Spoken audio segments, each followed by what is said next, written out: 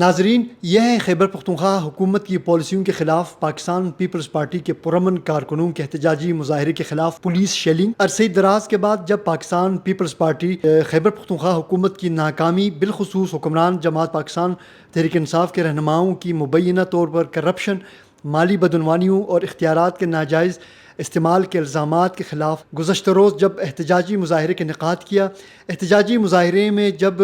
پشاور سمیت صوبے کے مختلف علاقوں سے کارکنان اکٹھے ہوئے اور انہوں نے وزیر اعلیٰ ہاؤس جانے کی کوشش کی، تو اس موقع پر کینٹ کے داخلی پاٹک پر پولیس کی بھاری نفری جو کہ تعینات تھے، انہوں نے مظاہرین کو روکنے کی کوشش کی۔ تاہم مظاہرے میں شریک جب پیپلز پارٹی کے نوجوان کارکنوں نے زبردستی جب کینٹ دروازہ ہے اس کو کھلوا کے جب وہ اندر جانے کی کوشش کی، تو پولیس کی جانب سے مظاہرین پر شیلنگ کا آغاز کیا گیا۔ ابتدائی طور پر 2 شیل کے گولے پھینکے گئے جو کہ بالکل اس ٹرک کے سامنے جا کے گرے جس پر پیپلز پارٹی کے صوبائی قائدین، جن میں ہمایوں خان،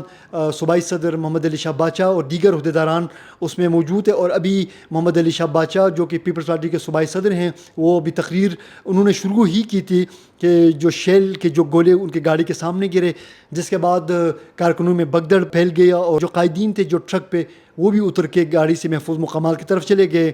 تاہم اس دوران پیپلز پارٹی کے جو خیبر پختونخوا اسمبلی میں پارلیمانی لیڈر ہیں احمد کنڈی، وہ دوبارہ گاڑی پہ چڑھ گئے اور ان کے ساتھ جو درجن بھر کارکنان تھے یا جو پارٹی کے صوبائی رہنما تھے، انہوں نے دوبارہ کارکنان کو اکٹھا کر کے جب دوبارہ کینٹ کی طرف آگے بڑھنے کی کوشش کی، تو پھر پولیس کی طرف سے دوبارہ شدید شیلنگ کا سلسلہ شروع ہو گیا، جس کے بعد جو مظاہرے میں جو شریک تقریباً 2-2.5 ہزار جو کارکنان وہاں پہ موجود تھے، وہ سب مختلف اطراف میں وہ جان بچانے کے وہ بھاگنے لگے، اور اس دوران کئی کارکنان شدید گیس کی وجہ سے وہاں پہ بے ہوش بھی ہوئے، خواتین کارکنان کی بھی حالت غیر ہوئی۔ اس موقع پر پولیس نے ہلکی لاٹھی چارج بھی کیے وہاں پہ، تاہم زیادہ تعداد میں جو کارکنان تھے ادھر ادھر اطراف کی گلیوں میں وہ جا کے اپنے آپ کو پولیس کی گرفت سے ان لوگوں نے نکال لیا۔